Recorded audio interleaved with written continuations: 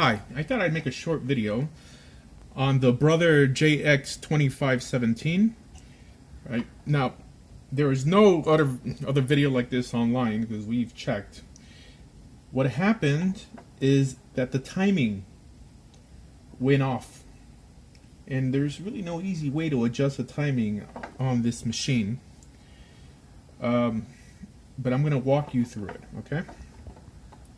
First, take the machine apart. Now, the screws are on the other side. You have a screw here. Don't forget about this screw here. This screw has to get loose. Okay, I mean, I couldn't take it apart because I was missing that screw. Screw here, and there's also a screw over here.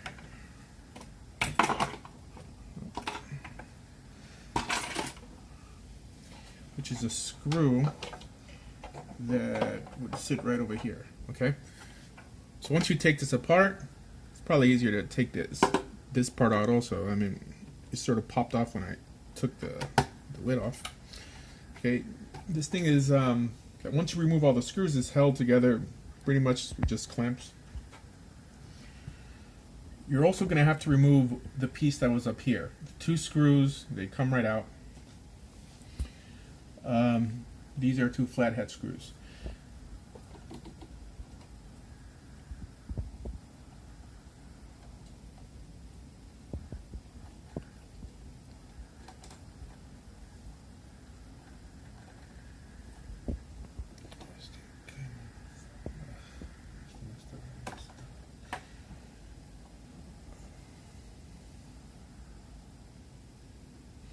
Now, there's 2 ways to do this. The way to either adjust the timing on this machine is through the belts, or at least this is the easiest way that I figured out how to do it, right?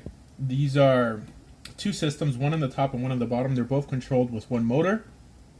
So what I did was that I took off this belt, I adjusted the timing, and I lined it up. And then it started working. In other words, the needle started picking up the bottom thread.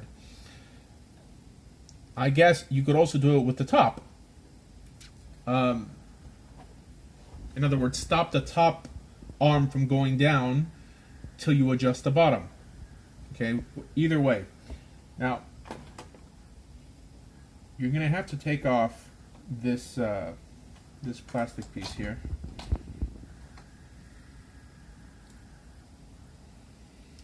Go ahead and take it off. So, you see this piece here? You see, as I'm turning it, there's actually like a little hook trying to catch the thread. So the problem many are having is that as they turn it, it doesn't grab anything because the timing's off. Now this one's working now, but if the timing was off, this is what you'd get, right? You turn it towards you, and as it came up, it wouldn't get caught in the mechanism in there. So what I did was I timed the needle. In other words,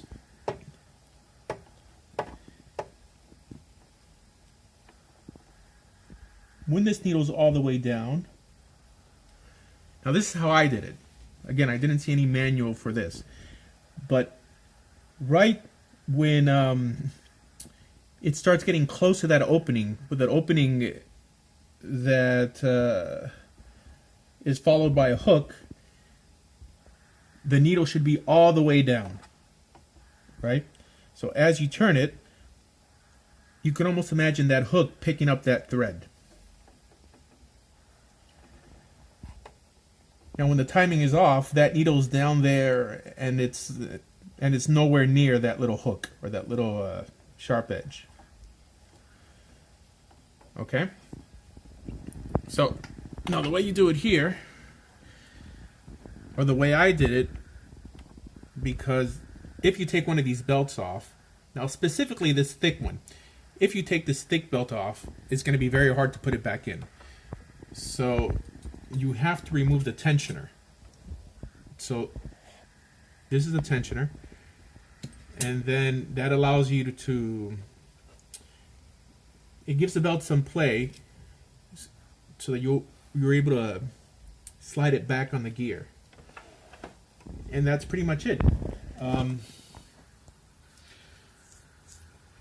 You adjust it. Let's see if I can get a better close-up on it. See if you can get closer there on where it should be.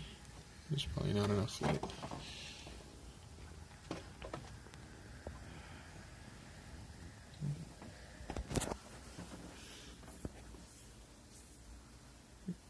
You see that? 1 second. Let me just sit a little more back. Now, this is really where actually a little further back.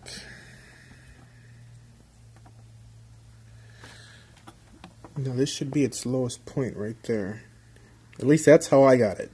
But again, I mean, this is just grabbing the thread. I haven't even run the machine yet. But it's doing what it didn't do before. See that? See that gap with the hook next to it? To the right of the needle?